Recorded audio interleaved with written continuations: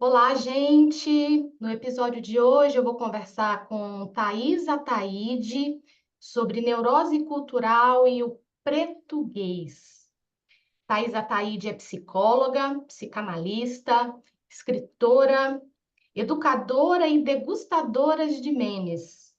Doutora em educação pela UERJ, faz pós-doutorado também pela UERJ e pesquisa neurose cultural brasileira e o português. Atua com atendimento clínico, supervisão e na coordenação de grupos de estudos. É filha do vento, tem o humor e a praia como refúgio. Me identifiquei com a praia como refúgio, viu, Thaís? É um prazer enorme te receber aqui no De Frente com Gabi. Thaís, muito obrigada por estar aqui hoje. Oi, Gabi, valeu. Muito obrigada pelo convite.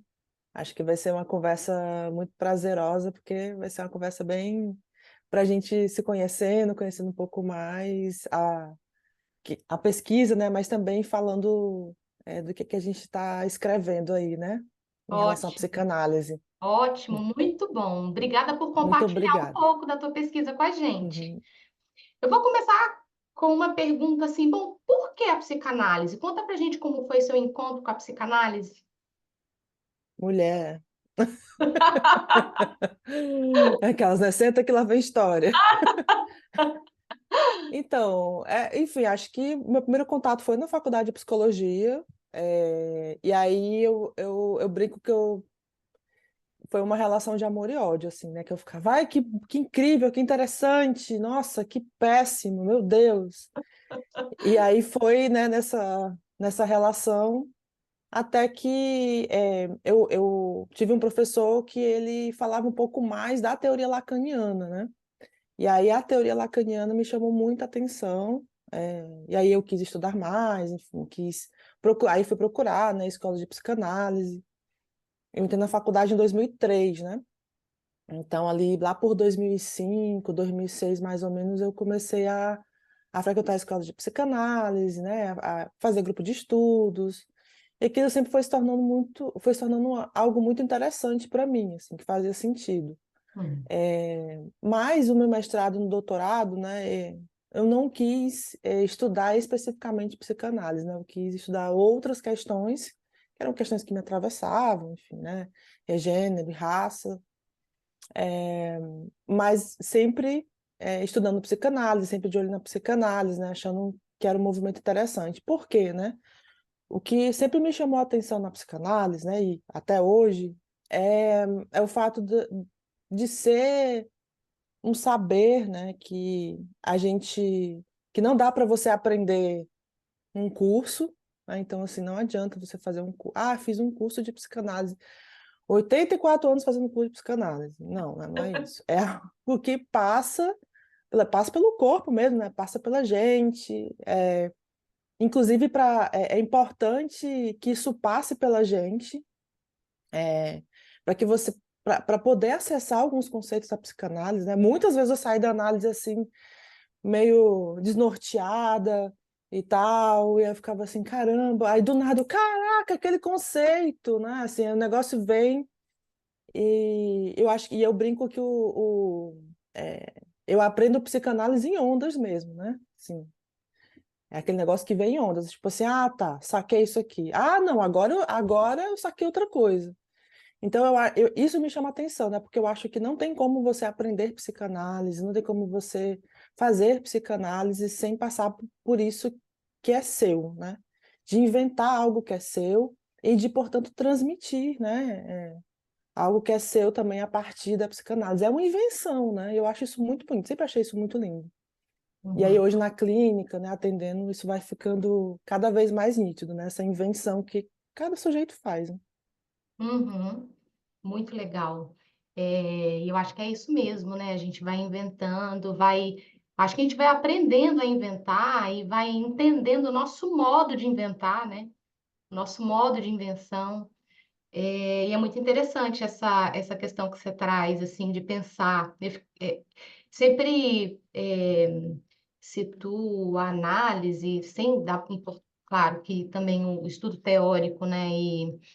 é super importante para quem vai começar a atender o espaço da supervisão, seja no formato, enfim, que foi interessante, mas a análise, ela tem realmente um lugar, assim, é, fundamental, né, para a gente poder pensar esse aprendizado em psicanálise e a própria formação mesmo, né, Uhum.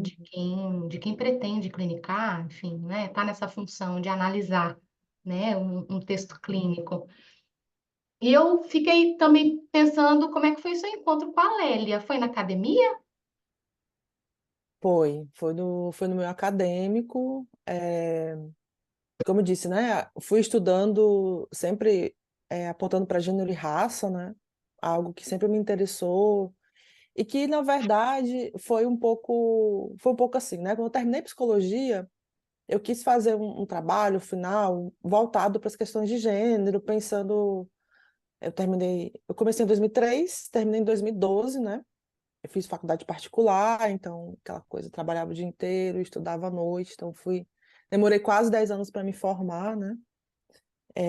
Pauleira, E né? aí, Pesadão, né? é, Pancadão. muito pesado. Não, muito pesado, muito pancadão. Eu gosto de falar isso para as pessoas, porque muitas pessoas acham assim, nossa, é psicanalista, então ela fez uma universidade federal, fez todos os grupos de pesquisa. Não, né? Assim, foi pauleira mesmo. Foi difícil, eu brinco que foi na teimosia mesmo, agora eu vou me formar.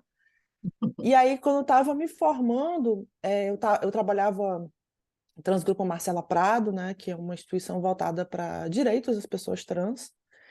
E aí ainda não era o momento em que se falava sobre despatologização das pessoas trans, né? Mas eu, naquela época, me interessava por aquilo, né? Eu falei, mas como assim, ó?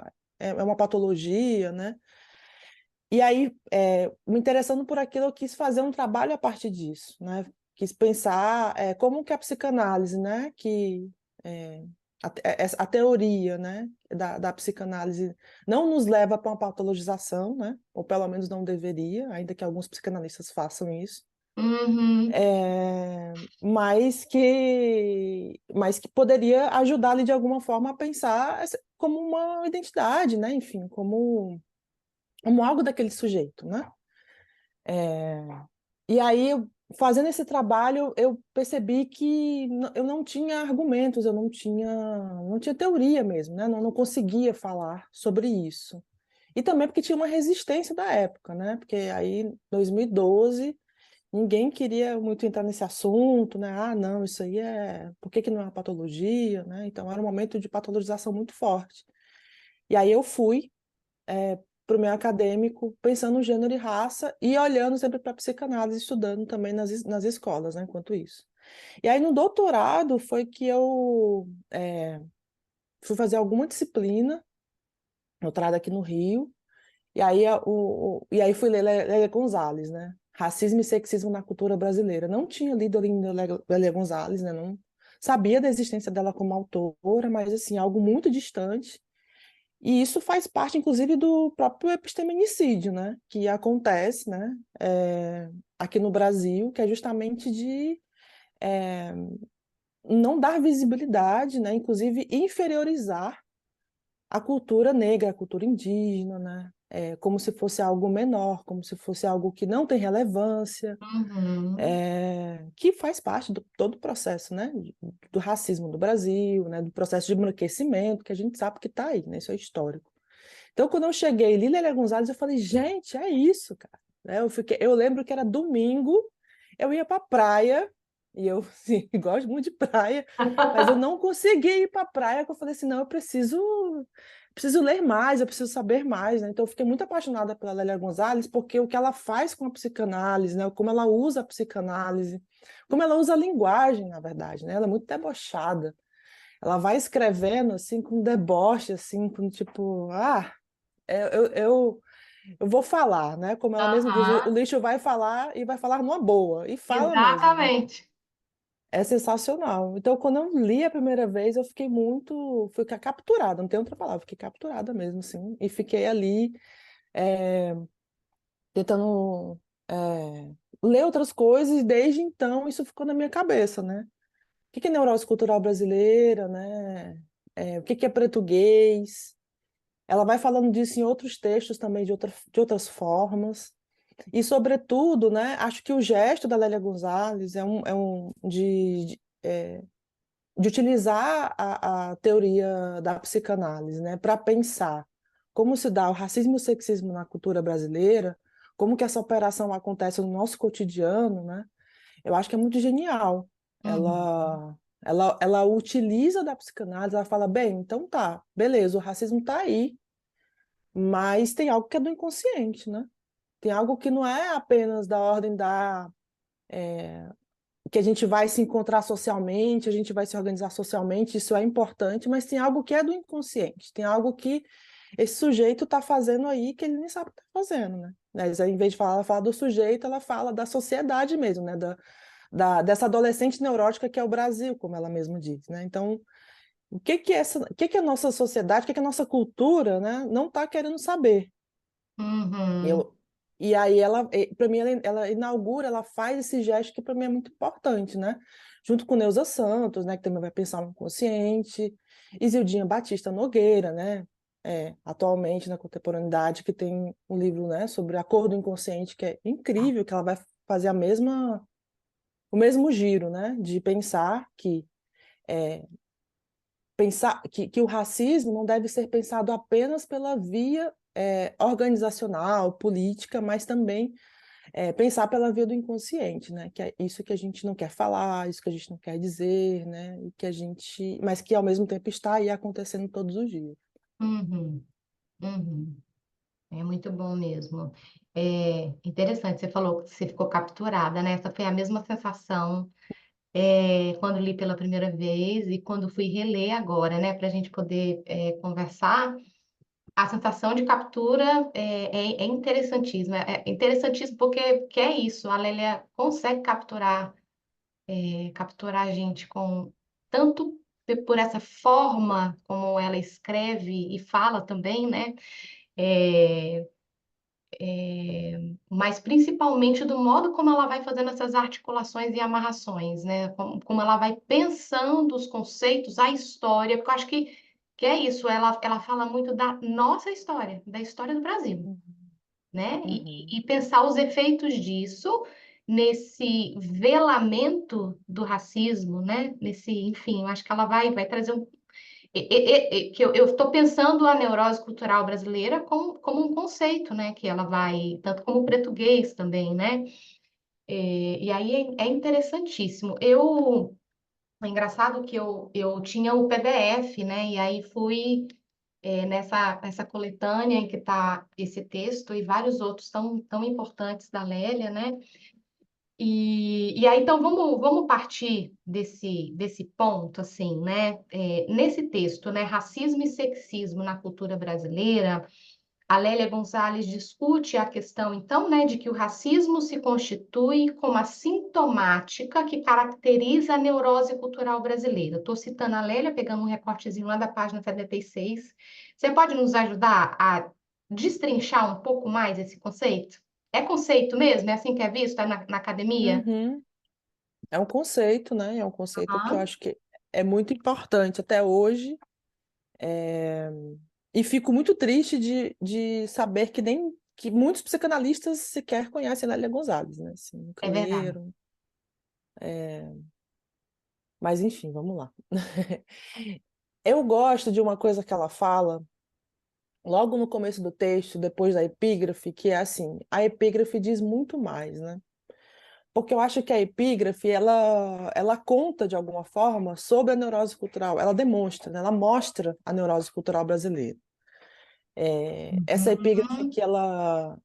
que chega, né? Assim, é um livro sobre a gente, é um livro sobre pessoas negras.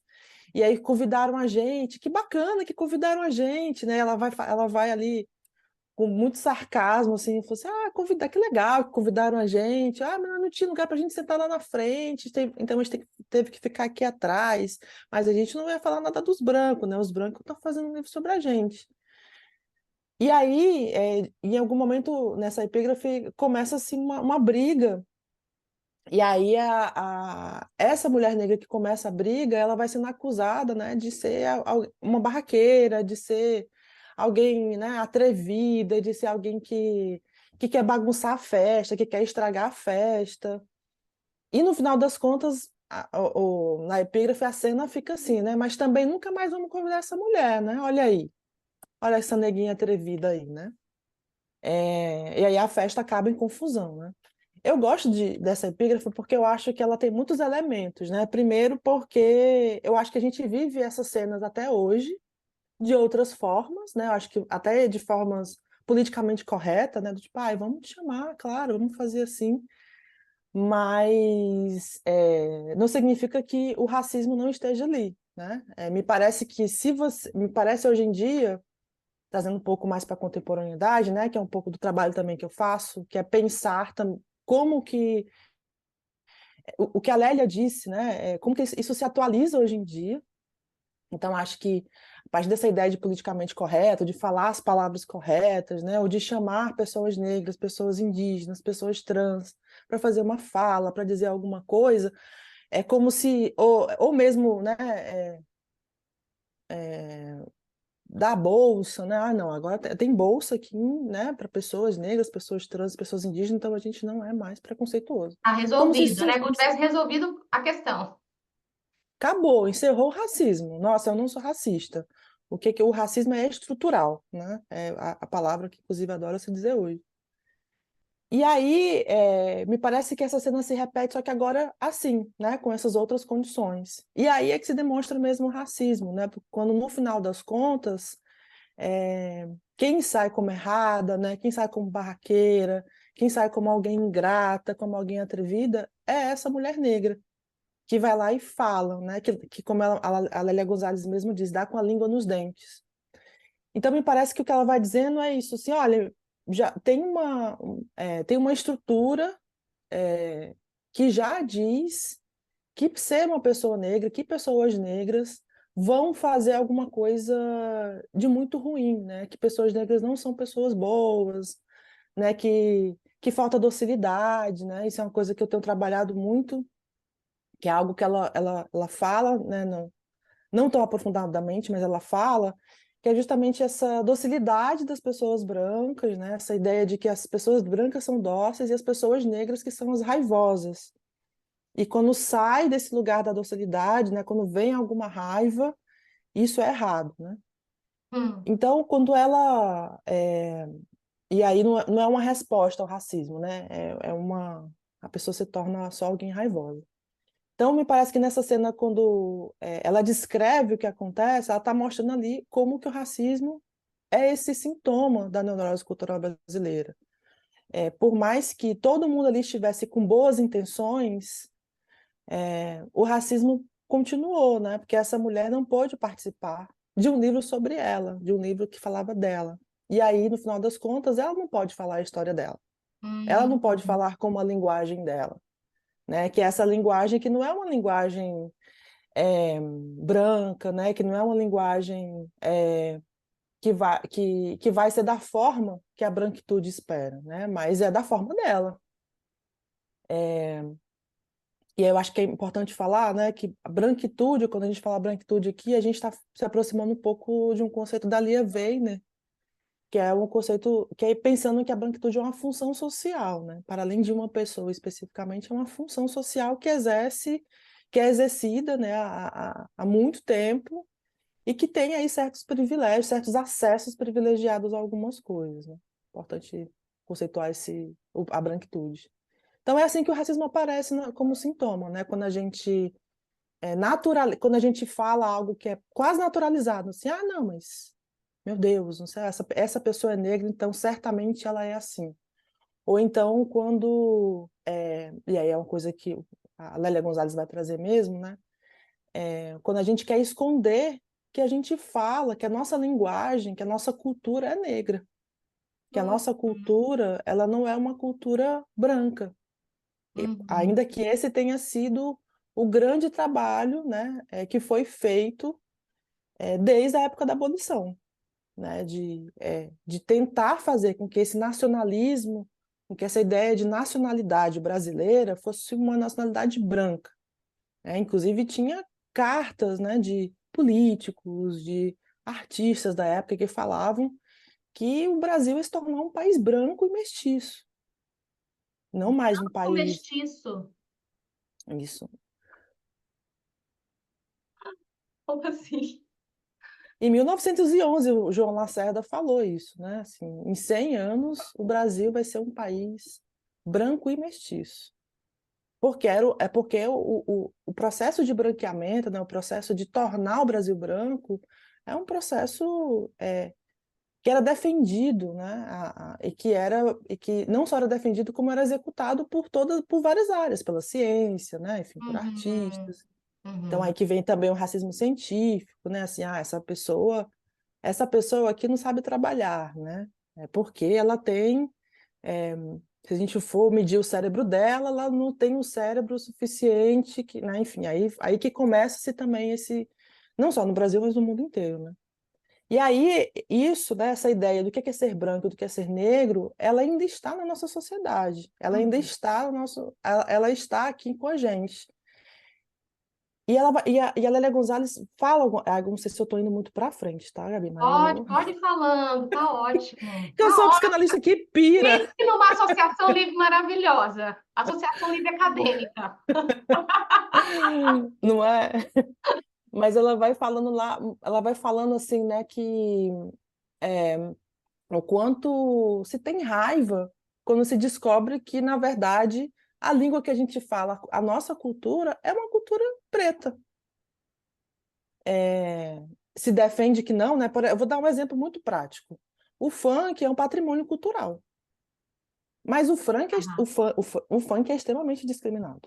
Extremamente Muito. discriminado. Aham. Assim como o passinho. O Aham. passinho, patrimônio, Maravilhoso. mas também é extremamente discriminado, né? Aí, coisa de preto, coisa de Tudo que vem pobre. da cultura negra, né, africana, de matriz africana, tudo vai para esse campo da discriminação, né? É. Isso. Tudo vai para esse campo da discriminação como se fosse algo ruim, menor, sujo, selvagem. Aí esse selvagem é ligado a algo muito mais de sentir, de sentir e não de racionalizar, né? E aí a Grada Quilombo, ela faz essa análise de uma forma muito brilhante, né? Assim, de que muitas vezes essa foi o jeito de dizer que pessoas negras não sabiam fazer, né, o que fazem no meio acadêmico, né? Não sabiam ser um bom acadêmico porque sentiam, né? E eram selvagens demais, não tinha algo da ordem do racional e, portanto, não eram inteligentes. Então, tem argumentos, né, que foram criados por conta disso. E a Lélia Gonzalez vai mostrando isso pra gente no cotidiano, assim, ó, tá vendo aqui? Vocês estão vendo nessa propaganda como é que é? Olha só, né? Por que será que se comemora o 20 de novembro e não se Aham. comemora o 13 de maio? Porque o Aham. 13 de maio, a princesa Isabel seria a mãe, né? E a mãe é preta, né? Ela fala, ela diz isso muito nitidamente do texto que a mãe do Brasil, a mãe da nossa língua portuguesa, né, do português, é a mãe Mãe preta. preta. Uhum. Ela que dá a rasteira nessa raça dominante. Por quê? Porque é, ela que cuidava, né, dos filhos, né, dos senhores da Casa Grande, e ela passou essas marcas da africanidade, essa linguagem que hoje muita gente fala, né, hoje muita gente curte, dança também, e que tem a ver com o português. Isso que fica na nossa cultura tem a ver com o português, né? Mas aí tem uma relação com essa mãe preta, né? Tem uma relação do tipo, peraí, a mãe é preta, mas não era branca, a mãe? E Uhum. aí, como é a mãe que nomeia o pai, né? Então ela vai também trazendo os elementos dessa paternidade, né? Ela traz muita figura do Zumbi dos Palmares, né? Que muitas vezes é colocado como essa figura que causa medo, né? Porque é isso, né? A história do Zumbi dos Palmares tem muito disso, né? Que Sim. é ele que foi ele liderou um quilombo, né? Que foi um dos maiores quilombos, né? Fica E assim, Alagoas. ele, olha aí, muito, muito chique, muito chique, que você tá, é verdade, esqueci que você estava em Alagoas. E ele liderou esse quilombo e não negociava, né? Assim, não fazia negociação no sentido de, ah, não, a gente liberta essas pessoas. Não, ou todo mundo, ou todas as pessoas negras e indígenas se tornavam livres, ou ninguém se tornava, né? Então era alguém também que não cedia a essa negociação que acontecia na época, né? Não, a gente liberta vocês. Não, ou a gente liberta todo mundo, a gente não liberta ninguém. E lutou, né? Até o fim. Então tem Hum, muitas ideias, muitos pensamentos sobre o quilombo, né? E aí sobre o zumbi. E aí é muito interessante quando ela traz essa figura do zumbi para dizer assim, olha, as pessoas têm medo dele por quê, né? Por que tem medo dessa figura do zumbi? Que era uma figura revolucionária, que era uma figura, na verdade, que queria libertar, né? Aí por aí que a gente vai vendo como que vai se criando esse imaginário também, né? Do que é ser negro, do que é ser branco, dessas figuras que estão aí presentes a todo momento na nossa vida, mas que de vez em quando tem um estranhamento, né? Que é esse clique, ei, peraí, a minha empregada, ela é uma mulher negra, mas uhum, aí a jornalista também é uma mulher negra, né? E agora a gente tem mais esses acessos, né? E aí aí ela fala uma frase, né? Aí que se cutuca a culpabilidade branca. É aí que vai se cutucando essa culpabilidade no sentido de acordar, né? No sentido de ver o que está na nossa cultura que não é tão branca quanto se pensa. uhum.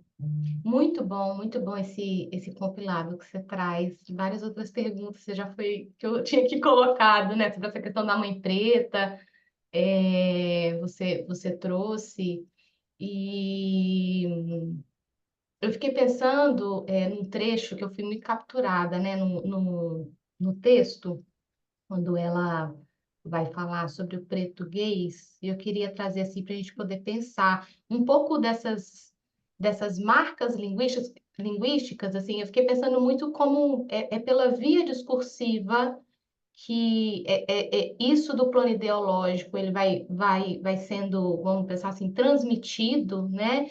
E esse imaginário sobre o branco, o negro, a branquitude, a negritude, né? Tudo isso vai se constituindo meio que sem a gente se dar conta, né? Quer dizer, assim, Uhum, eu acho que é um pouco desse desvelamento, né? Que a Lélia vai colocando bem do jeito dela, debochada, escrachada, assim, né?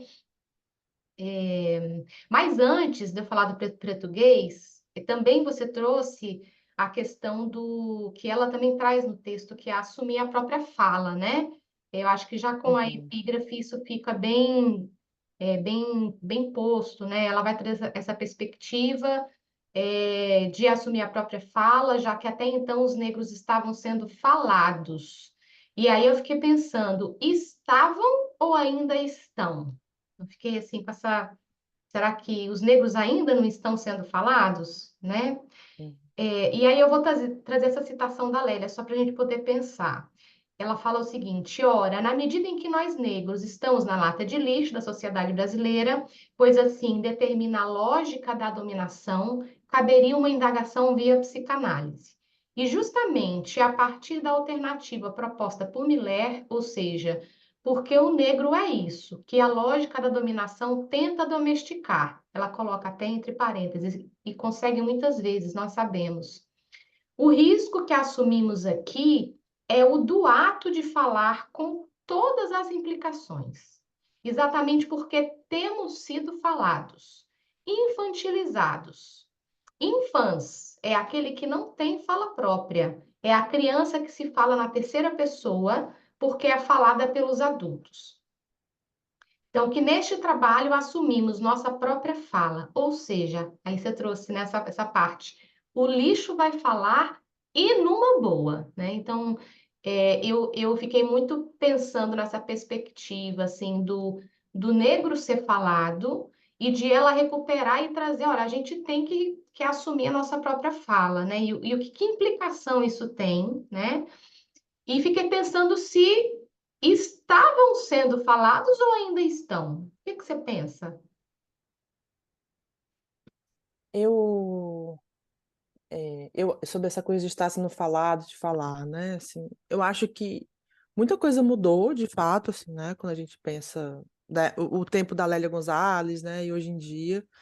Mas eu tenho uma ideia, né? E aí, assim, eu estudei muito Michel Foucault, tanto no mestrado quanto no doutorado, né?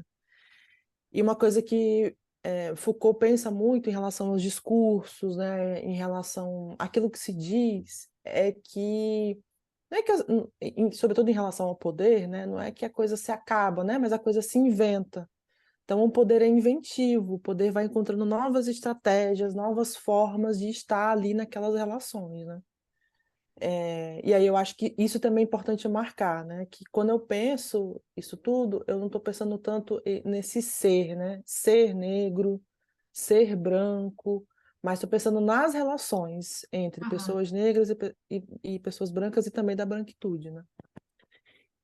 E quando Foucault fala dessa questão do poder, me ajuda muito a pensar que, por exemplo, o mito da democracia racial, que é uma coisa que Lélia Gonzalez, na época dela, né, estava sendo muito falada, era uma questão muito forte, né, estava assim, nós somos um país, né, que somos um só, e etc.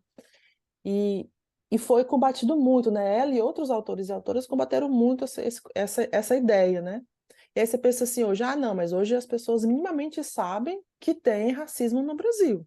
Uhum. Aí eu fico pensando, sabe mesmo? Uhum. Quem sabe, né? Quem sabe? Porque quando tem um ato racista, e aí pode ser desse ato, um ato racista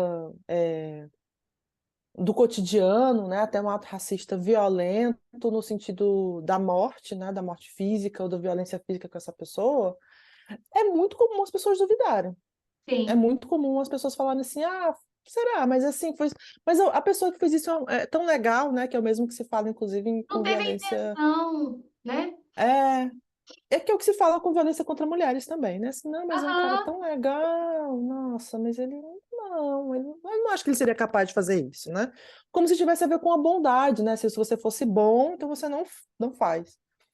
Então, eu acho que hoje o que acontece é que esse poder se reinventou, porque hoje a gente tem uma representatividade maior de pessoas negras em vários lugares, né? Isso não significa que a coisa está dada, do tipo, 3% de professores de universidade pública são negros, né? Isso aí já tem é um outro dado. Então, assim, tem, mas não tem, né? Tem alguns lugares que são ocupados pelas mesmas pessoas. Mas isso não significa que o racismo acabou, né? De novo, não significa que a coisa está dada. E aí eu acho que entra um outro viés que aí para mim tem muito mais a ver com o que Neuza Santos falou, né? Que é esse ideal branco, né? Esse ideal do eu branco, né? Que Neuza fala e que eu escuto muito isso, né? Escuto tanto isso na minha clínica, né? Escutando também outras analistas, né? Que também trabalham, né? Que também escutam outras pessoas negras, que é o quanto, por mais que se saiba racionalmente que se pode falar e que está numa posição X, Y, Z, as pessoas negras continuam tendo que lutar para falar, né? E aí, como Lélia disse, falar com todas as implicações, né? Não falar a partir de uma docilidade, né? A partir de um formato, né? Que é criado pela branquitude. Olha, se você for falar, tem que falar assim. Então Uhum.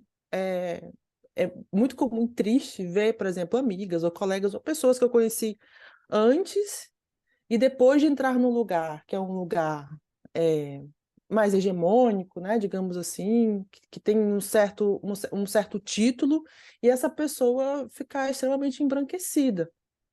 E Uhum. aí eu não julgo a pessoa que faz isso, né? Mas eu acho que faz parte desse sistema, né? Disso que a gente Aham. vive até hoje de não poder falar. E aí falar não é só o verbal, né? É falar, inclusive, do tipo, enfim, estar aqui, né, com o meu jeito de me vestir, com o meu jeito de falar também, com opinar, né, também da forma que eu acho que faz sentido. Eu lembro de uma coisa que falavam muito para mim, hoje não falam tanto, mas quando eu ia falar de algum conceito da psicanálise, aí alguém falava assim, é isso, né? Então você acabou de definir esse conceito. como se estivesse me explicando, assim, tipo, ah, nossa, é esse conceito aqui, sabia? Hã? E assim, pois é. E assim, é o meu jeito de falar. Eu não, eu quando eu vou fazer transmissão, né? Ou quando eu vou falar sobre isso, eu tento não ficar utilizando milhares de conceitos, né? E claro que depois eu falo, olha, esse é o conceito X. Mas quando eu estava ali entre colegas, eu não ia ficar falando isso, né? Mas tinha essa coisa assim, olha, você sabe, né? Olha, isso aqui, tentando me explicar. E aí não tinha uma coisa de entender que esse é o meu jeito de falar. Esse é o jeito que eu falo. Que pode parecer simples, que pode parecer, para algumas pessoas, até exótico, né? Tem uma pessoa que me chama assim, nossa, como você é espontânea, como você é única. Eu falei, só porque eu me visto colorido, só porque eu não estou toda de preto.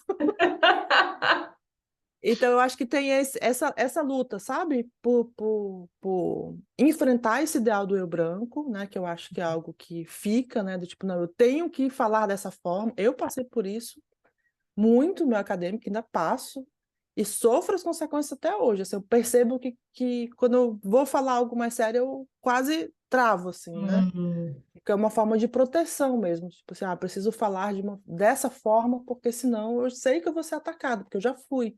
nossa. Então, acho que tem esse lugar também, né? E é também de viver a diferença, né, gente? De entender que psicanalistas falam de forma diferente, tá? A gente está falando aqui da psicanálise, né? Ah, Psicanalistas transmitem de forma diferente, né? Olha a Mila Rebouças, né? Uma mulher negra ai, que a quando Mila é faz a transmissão, maravilhosa, gosto demais dela. Mila. Mila, mas que transmite de uma forma única, né? Que transmite assim com a força da oralidade que ela tem, né? E aí eu acho que é isso também, viver com essa diferença e deixar a gente falar, né? Da nossa forma, do nosso jeito. Eu acho que tem um pouco esse entrave. Tu fez outra pergunta, mas eu não lembro. Ai, nem eu lembro mais. Você foi falando, olha só, eu me lembrei de duas cenas. Eu sou muito cinematográfica e capturada também pelas coisas que eu assisto e leio. E aí eu me lembrei, você foi trazendo a Neuza e a Isildinha, né? O Tornar-se Negro é um livro, assim, enfim, acho que super importante, né? Para poder pensar. É, eu me lembrei logo no início do filme Corra, não sei se você já assistiu, Uhum, sim. né? É muito forte, assim, né? E você falando um pouco disso, desse ideal do branco, da branquitude, do embranquecimento da cultura, me veio o documentário sobre o Racionais. Não sei se você já assistiu também. E aí, um Ainda dos não. integrantes, nossa, vale muito a pena. Ele contando, assim, da primeira vez que ele pôde ir no restaurante chique, né? Restaurante chique no sentido restaurante caro, né? E que Uhum, ele, tipo, olha, eu vou do meu jeito, desse jeito que eu me visto mesmo. Se eles vão ficar achando que eles achem, eu posso pagar e eu vou desse meu jeito aqui, né? Eu não vou né, assim, me transformar no que eles estão esperando para ir nesse restaurante chique. E aí, assim, é muito interessante, assim, a forma como ele vai trazer e construir essa narrativa, contando dessa, enfim, né, dessa vivência, experiência, que eu acho que se conecta muito com isso que você está trazendo, né?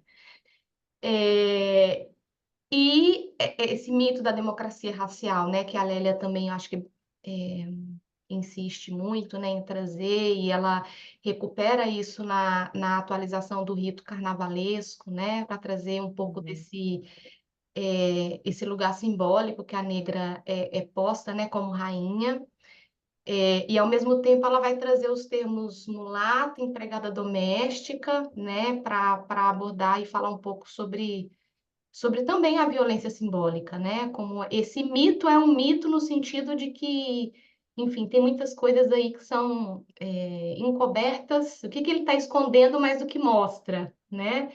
Então, eu acho muito uhum. O interessante que é quando que ele ela mostra para traz. além do que ele oculta, né? Que é Pois o que ela é, eu acho muito diz. interessante ela trazer o exemplo do carnaval para a gente poder pensar, Uhum, né? Assim, e de alguma maneira ela traz essa discussão, né, do dominador, do dominado, do ponto de vista ideológico, né? Como essas coisas vão aparecer.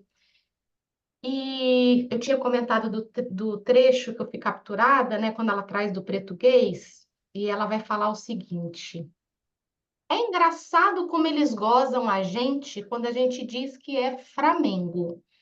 Chamam a gente de ignorante, dizendo que a gente fala errado. E, de repente, ignoram que a presença desse R no lugar do L nada mais é que a marca linguística de um idioma africano, no qual o L inexiste. Afinal, quem é que é ignorante?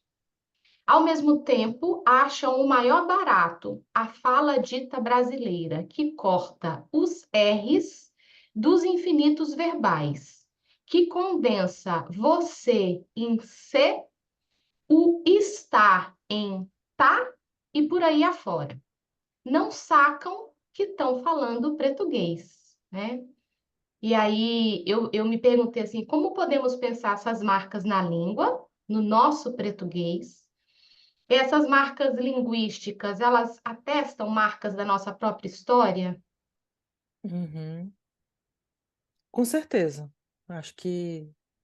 Eu acho que quando a gente fala, a gente imediatamente já está falando a partir de uma cultura negra, né? A gente não está mais falando, não é uma língua do branco colonizador, né? Do português que veio aqui colonizar o Brasil. Não é mais essa língua. E aí, nossa, dá para escutar os meus gatos brigando lá atrás? Não Não, estou né? escutando, mas eu gosto de escutar gato de qualquer jeito. Eu sou gateira. Gente, olha, coisas do online. Os gatos estão Tá lá, tudo lá bem. fora, lá mesmo. Aqui eu não estou escutando. Não sei se o pessoal que Ah, está então assistindo está tá. escutando. Se estiverem, tá tudo bem com eles, eles só estão brincando. Mas voltando, né, assim, eu tenho achado muito curioso as reportagens que têm saído sobre o português brasileiro, né, como as pessoas vão chamando. E são reportagens que falam muito de como os portugueses estão incomodados com o português brasileiro invadindo Portugal.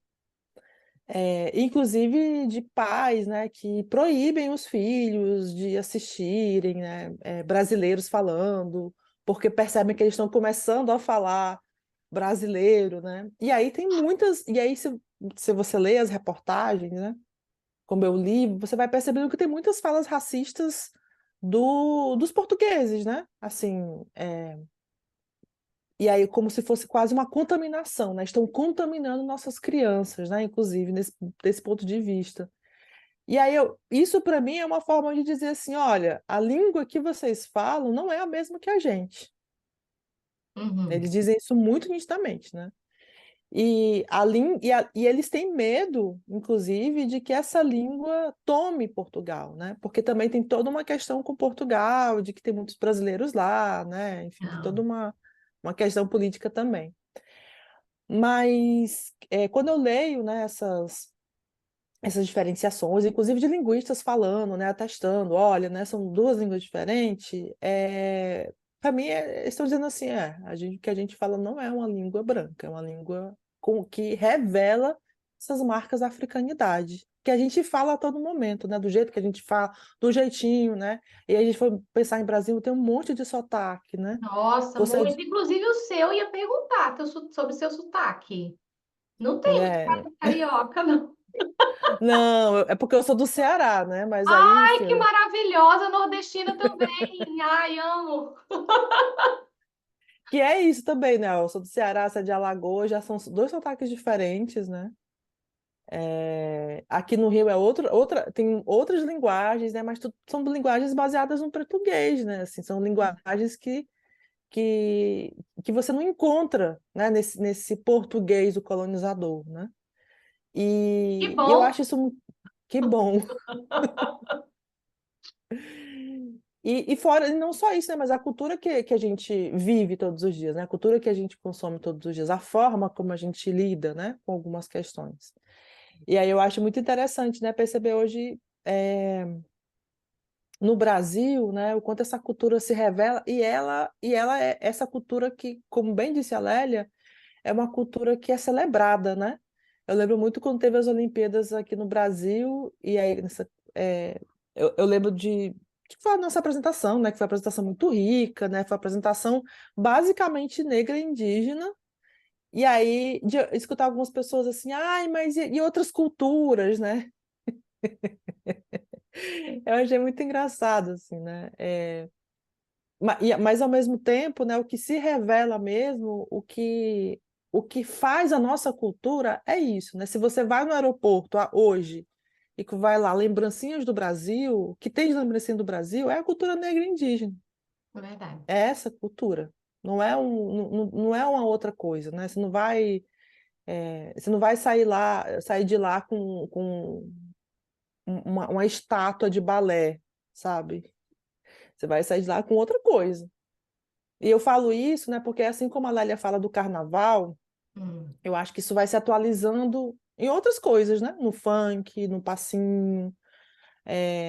Hoje em dia é muito engraçado porque é isso, né? Sou psicanalista, faço pós-doc, né? Aí todo mundo assim, não, tu deve gostar de, sei lá, de música assim, assim, assado. Eu digo, gente, eu gosto de um funk proibidão. É isso que eu gosto de Bota o escutar. proibidão aí. Bota o funk proibidão para dançar, né? É isso que eu gosto de dançar, de escutar, né? Eu adoro dançar.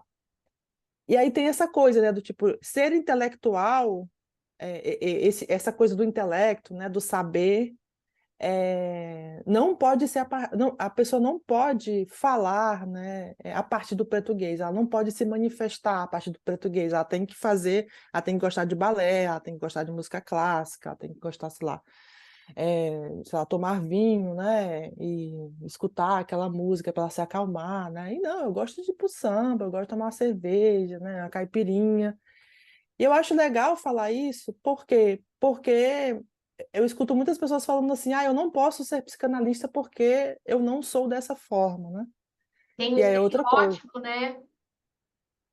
que é um estereótipo o quê? Branco, Branco. é um estereótipo branco, né, e também masculino, né, diga-se de passagem. Então, eu acho que é assim que se manifesta, né? O português. Eu acho que quando a gente está nesse lugar, e lembrando de novo da Mila, né? Que é outra que também gosta de uma roda de samba, de tomar cerveja. É legal porque a gente vai quebrando isso, a gente vai furando isso, né? Vai dizendo assim, não, a gente se manifesta a partir dessa oralidade que é o português, a gente vive isso, está na nossa cultura, e ainda assim nós somos psicanalistas, né? Uma coisa não tem nada a ver com a outra. E ainda assim eu faço pós-doc, né? Uma coisa não tem nada a ver com a outra, né? A cultura ela pode continuar se manifestando. Eu Uhum. acho que isso é falar com todas as implicações, né? Maravilhoso, é isso mesmo. É se manter, né, inclusive nessa singularidade, né? Que eu acho que foi uma coisa que fazer análise me ajudou muito, né? Que não, eu vou sustentar isso aqui que eu sou. É isso que eu sou mesmo, né? Você é maravilhosa, Thaís. Assim, sinto muito lhe informar, tá? Mas você é maravilhosa. Eu sou doida, né? Aí pode ser isso. Qual analista não é doida pela hóstia? Eu sou analista que pira. Eu acho e Adoro as acho suas piras no Instagram, quando você preciso faz lá voltar a as fazer. piras. Obrigada, Gavi. Vamos para um bate-bola, um jogo rápido? Vamos. Para você, pesquisar é. Amor. Nossa, que bonito. Foi a primeira coisa que veio na minha cabeça. Eu Ótimo. falei. Uma grande referência para você. Lélia Gonzalez. Um lugar especial. Ai, o mar do meu Ceará. Realmente, Ceará é um estado muito especial, muito bonito, enfim, cheio de especificidades. E de gente que gosta de fazer humor.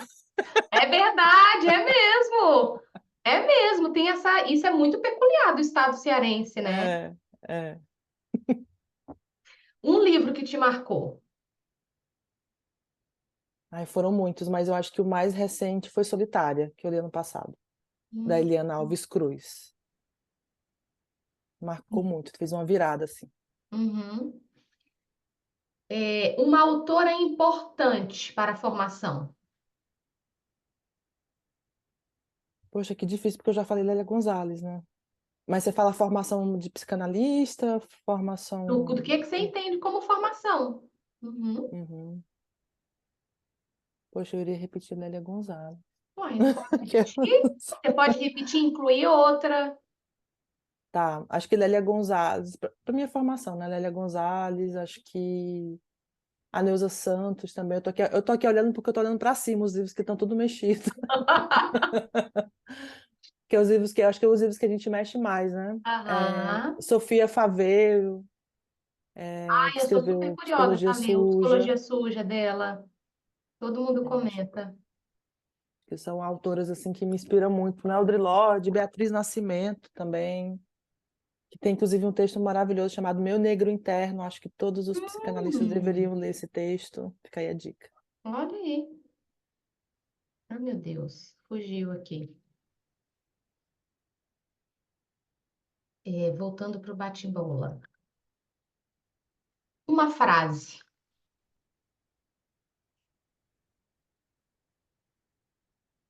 Organizar a raiva e celebrar a alegria. uma canção. Pode ser um proibidão. Pô, claro, é a canção que você vai escolher, é a sua canção. Não, não, é porque Severas muito fãs na minha cabeça. Mas eu vou falar de uma música que eu tenho escutado muito nos últimos tempos, que é Acreditar, da Dona Ivone Lara. É linda essa música. É linda. Uma mulher na psicanálise. Poesia Batista Nogueira, a mulher é braba. A mulher é Ela é braba. braba, né?